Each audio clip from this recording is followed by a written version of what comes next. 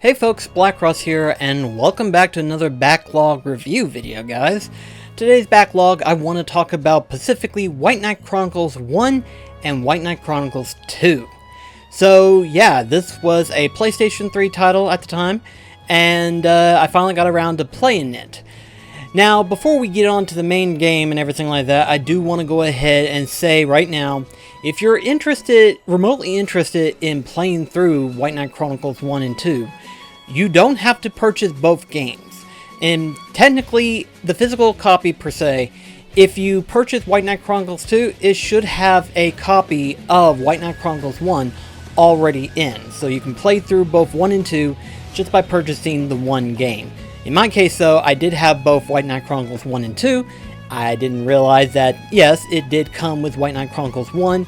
So anything that I say about White Knight Chronicles 1 is technically, in most cases, going to be outdated information, but I will talk about that once I get into the main review itself.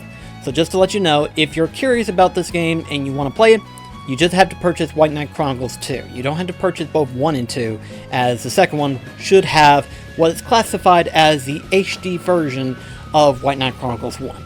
So with that being said, let's go ahead and talk about the game. So, right off the back, you're probably asking yourself, what is White Knight Chronicles? Well, the story is kind of straightforward, but let me just go ahead and make it even more simpler. Basically, you play as a series of characters with Leonard, avatar that you make, which I'll explain in a little bit more detail as we get into that, along with a few other cast characters that are in it, and they're basically involved in a series of events that's basically built up to a 1,000-year-old war that took place. And what's involved with this is these encryptions known as knights. Now, Leonard is the first one who gets his own knight, but within the first one, another character by the name of Caesar gets his own knight as well. And basically these knights, there are 5 in total of them, and basically there's this prophecy that said that once all 5 knights are gathered in one place, basically the end of the world is going to take place. So they're trying to stop this unknown force known as the Magi, which is actually involved in another form of conspiracy with the Enshrinia, which is also a 1,000-year-old kingdom.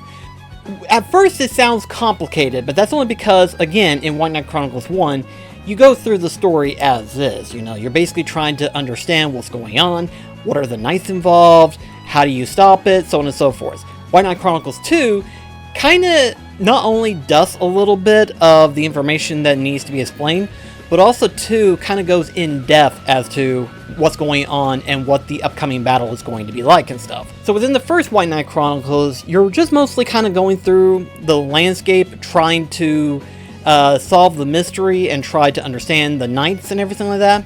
And then White Knight Chronicles 2, which is interesting because it's weird, you're actually taking a backwards travel from where you're trying to save another kingdom from peril, and you're trying to make your way back to the main kingdom that you're from, and you're also going involved with some series of events that kind of escalates into the overall end of the story. Now that's just simplistic. I'm trying not to go in depth in terms of spoiler, but for the most part, that's basically the gist of it. The gameplay, however, though, has a little bit of mix of action / turn-based in a way.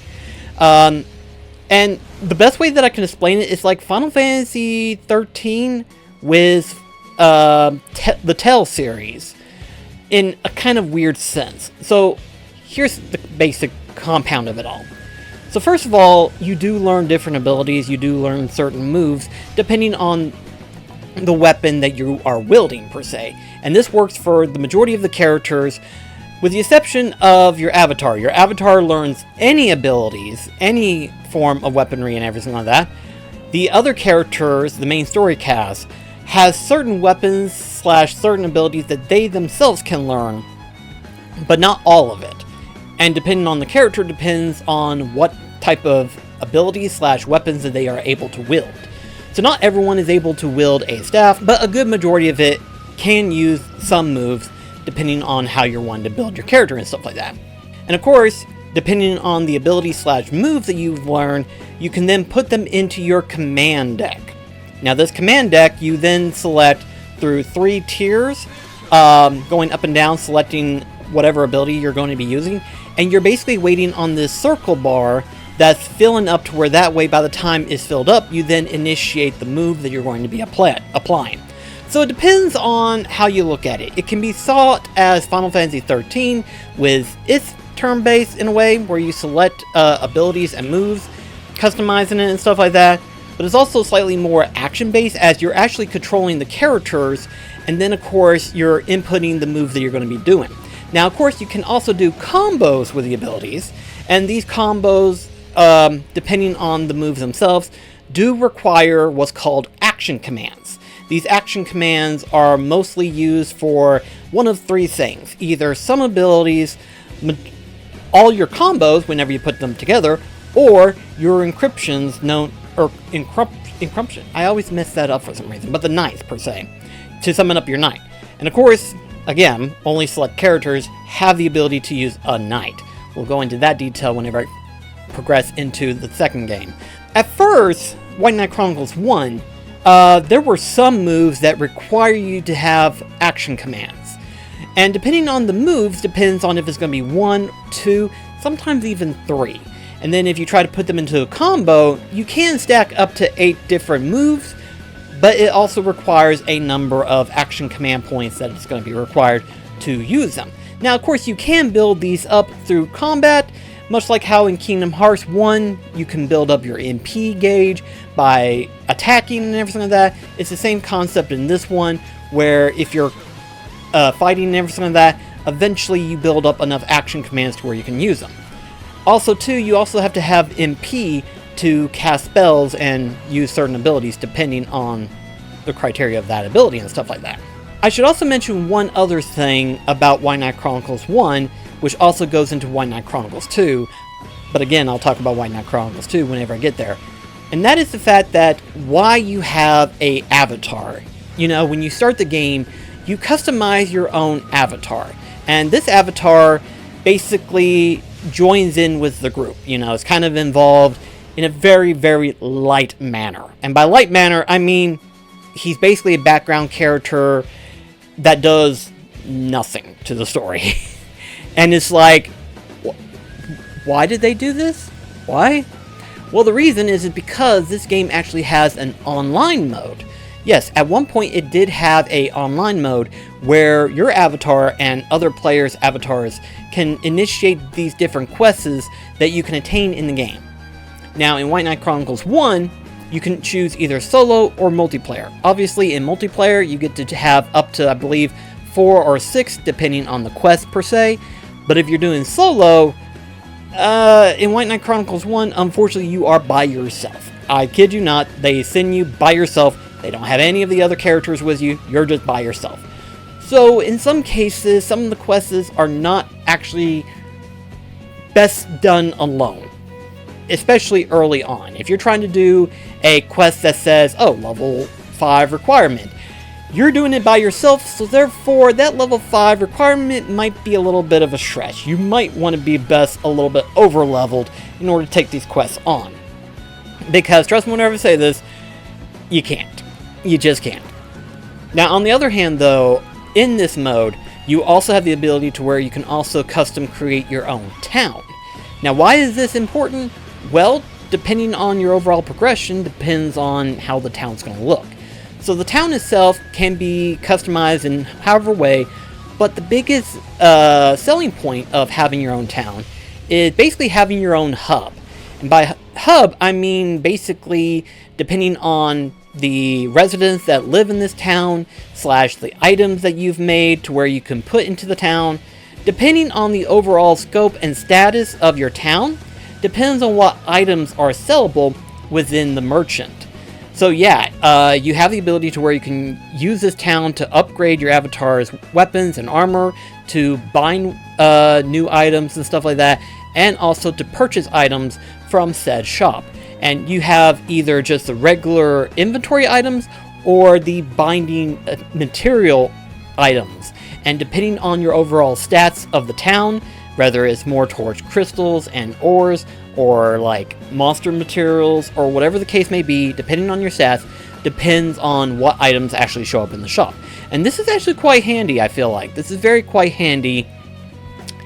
Except there are a few caveats. And the few caveats that I would say is that it can be grindy. If you're trying to get the best weapons and the best armor and stuff like that, that's not possible. I'm just going to tell you that right now. It's not possible. We will get into that when we get into White Knight Chronicles 2. Again, all this detail needs to be explained in depth in the second one. Because the first one, I would argue and say that you really don't even need to worry about doing the quests unless you really want to. You don't have to do the town unless you feel like you want to do a little bit more experimenting with and stuff like that. All of this stuff is not required because White Knight Chronicles 1 is easy. I hate to say that, but it is. It's very easy. I didn't have any trouble at all whatsoever getting through White Knight Chronicles 1. It wasn't hard. It was just a matter of, like, you know, go through a section, fight the boss, and then if the boss does defeat you, you can try to change a few things, maybe check your equipment, change your armor, depending on the situation, see maybe what works. So it's sort of like a regular traditional RPG where, you know, depending on your level, depending on your armor, your weapon, you know, all this stuff, you can basically go through it with breeze, with no problem whatsoever. I will say, though, that depending on the armor and weapon level, depends on if you can equip it or not. Because obviously, if the weapon says that you have to be at level, let's say level 30, and you're at level 25, you're not going to be equipping that weapon because obviously you don't meet the requirements to use that weapon / armor. But in some cases, you don't even need to. You can just get through the game normally, and it's okay. It's fine. Honestly, I actually enjoyed the story of White Knight Chronicles. It was actually enjoyable. It was very fun and entertaining. And I just enjoyed it. I enjoyed just being there at the moment and stuff like that for what it is. And then we get into White Knight Chronicles 2. And that's whenever we go into some of the improvements that the game has, followed by the disappointing setbacks that it also has. So, once again, the combat is pretty much the same, except for a few big details.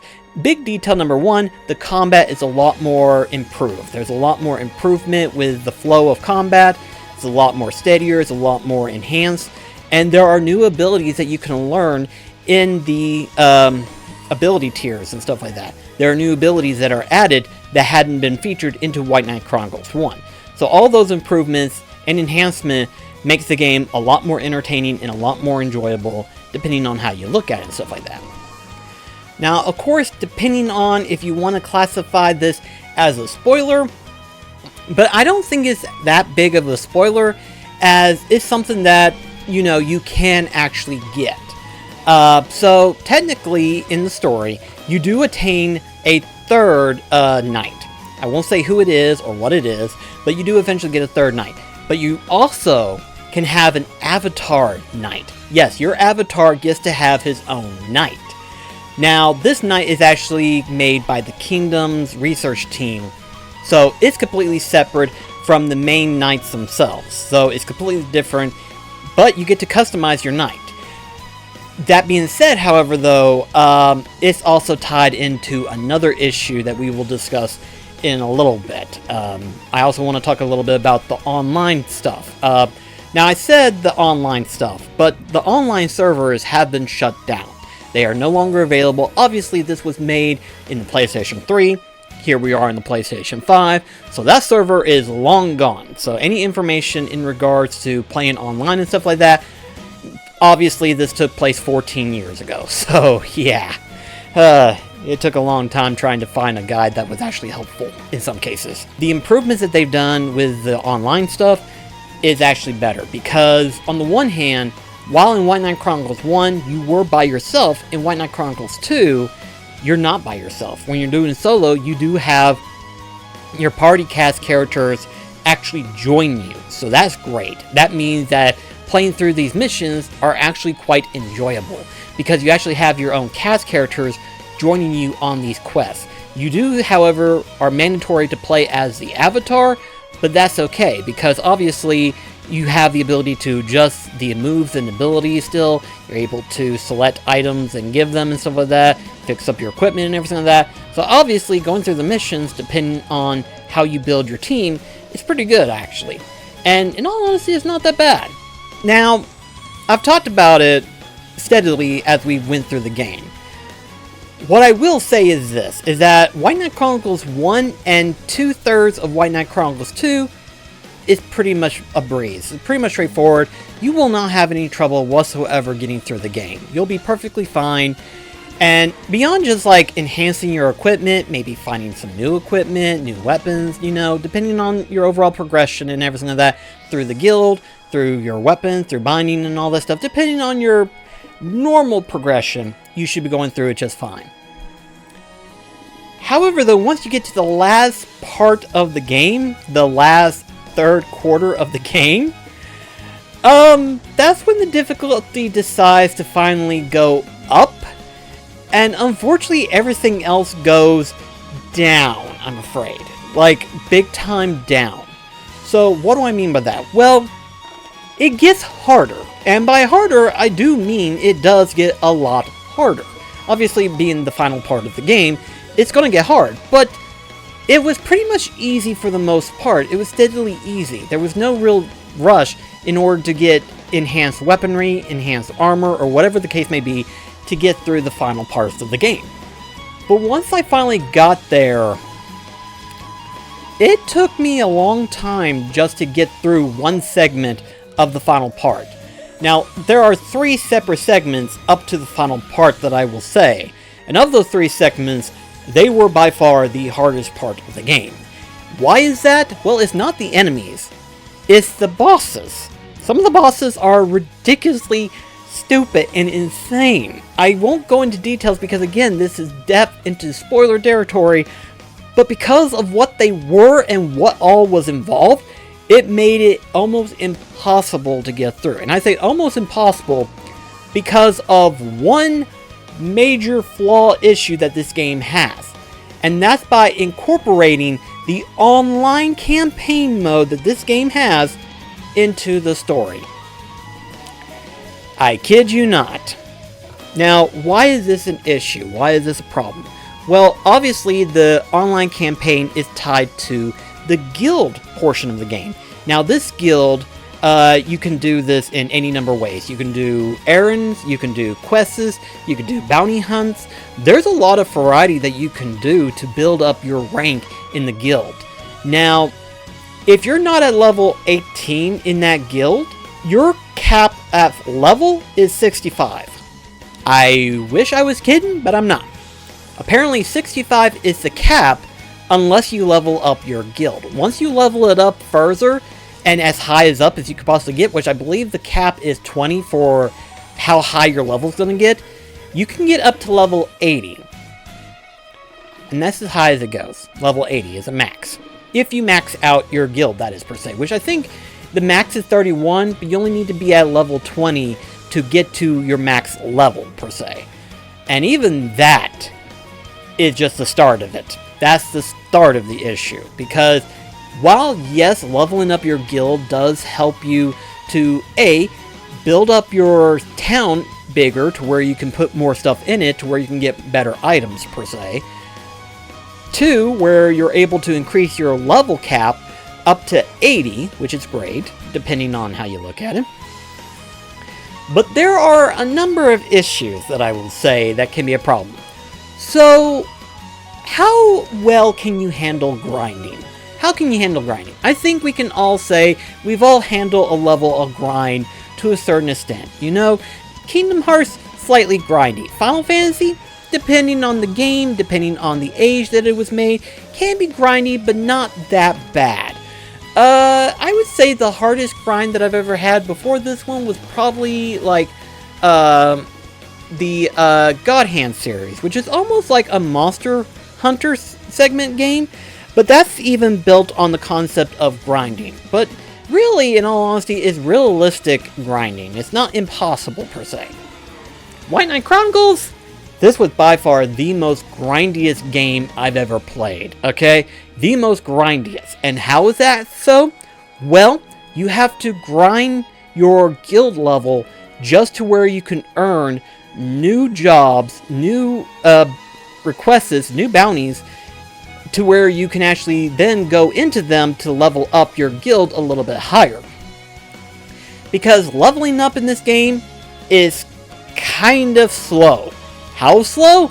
Well, these areas are capped at whatever level you start at. So basically, say for example, you go into, say somewhere within the middle of the map, that's like a level 35-ish, level 45-ish territory. So it's not going to get any harder. But at the same time too, that also means the level experience that you're going to get is very low. So yeah, that's a problem. So in other words, if you went back to a previous area, a bunch of monsters and stuff like that, depending on your level and depending on when you first started that area in White Knight Chronicles 2, will also depend on how much experience you can get. For example, by the end point of the game, the very beginning part of the area, you won't get any experience. You'll get money and materials, don't get me wrong, but you'll get either 0 or 1 point of experience. So yeah, entering in these different jobs is important, but not in terms of leveling up, but mostly to level up your guild to where you can get better jobs. And these better enhanced jobs and quests has the potential of giving you better items. These better items are mostly used in order to bind even better armor, better weaponry, and better accessories for higher level tiers. Again, this is where it gets very grindy. So if you're not grinding for levels, you're grinding for money, you're grinding for materials, and you're grinding for guild points to where you can then enter in these random quests. Holy crap! This was a drag if I've ever been in one. So you'll be going through and basically donating to where you can get whatever better binding weapons and armors that you want, which some of them do look good and some of them are really good weapon stats and stuff like that. Even for like level 65, these things look amazing. However though, to get those particular weapons, you have to get certain items from certain missions. And some of those certain missions require to be even higher of a guild rank in order to even remotely purchase the quests. So, holy crap, this was stupid. This was stupid. I have never had a more grindier game than this in my entire life. In fact, while I was grinding, I was researching into ways into cheating the game. Yes, I was that desperate. It is so grindy of a game. It is so bad. Oh my gosh. I hated this. And I finally got to a point where I don't care about getting the best armor. I just want to be able to get whatever I was able to attain at this current moment in time. Whatever was remotely purchasable, whatever was most remotely bindable, whatever was mostly able to upgrade, and then go from there. In fact, by the time I finally beat the game, the main story, mind you, I was at level 63. Most of my characters were level 60 as well. I had weapons and armors that was at +3 to 4 on all my characters.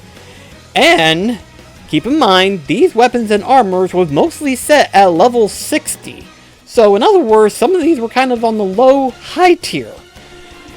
And I still had to have extra items to help me get through the final parts of the game. It went from enjoyable, relaxing, and fun to, oh my gosh, how much grinding have I done? I feel like I've been in this game for too long just for what it is. It was so stupid. And I would recommend you this. Before you even think about playing White Knight Chronicles, look into emulating this game. Because if by emulating White Knight Chronicles 1 and 2, at least you would have the ability to cheat enhanced experience, being able to have the money to where you can then bind, to have the actual necessity materials to where you can then use to bind armor and weapons of your choosing, instead of having to go through the grind fest that this game has. Obviously, when this game first came out, it was built on the concept of play online with all your friends, and that's fine, except we are in 2025. It has been 14-15 years since the game first came out, so therefore the servers are completely offline, they're nowhere remotely accessible, and the grind is still there. Has not been updated, I don't know, did not check, I was mostly checking on how to cheat the game. I was losing my mind. Like, I've grinded, but this was dumb. This was stupid. I was like, oh my gosh. And then, once I beat the game, I then found out there was a post-game content. Yes, post-game. Guess what level requirement you have to be at? Level 80. Which means your guild requirement is at level 20, to where you can remotely level to level 80. Again, I'm at rank 16. To get to 20, I would need to level it up to 4. That takes forever to get to. I don't want to grind anymore. I'm done grinding. Oh gosh. I mean, okay, again, like I said before, the story is actually really good and really fun. And in my personal opinion, if it wasn't for the final parts of the game, I would arguably say it's worth your time and investment to play this game. This would be an easy 4 out of 5. But because of the final segment of the game, the final segments of White Knight Chronicles 2, because of what I've had to do to finally beat remotely what I was trying to get through, I have no choice but to give this game a remotely 3 out of 5. That's how low I can go. Because again, White Knight Chronicles 1, you can go through it just perfectly fine with no problem. White Knight Chronicles 2, up until you get to the third portion of the game, it's okay. Once you get to that final segment, it's all downhill from here, because you're going to be grinding for materials, you're going to be grinding for levels, you're going to be grinding to enhance your weapons, so on and so forth. All I gotta say is, depending on how much you like this game, don't attempt post-game. Post-game is just not worth it at this point. So, yeah, that's why I'm giving it a 3 out of 5, because depending on your overall opinion on how you feel, and like I said, depending on how much you love grinding, because believe me, whenever I say this, this is beyond grinding. This is like smashing your head on something grind. This was so stupid. So, trust me whenever I say this, emulate the game. You would have a way better time, I feel like. So, anyway guys, thank you so much for watching, and I shall see you in the next video. This is BlackCross sign off. Catch you guys later.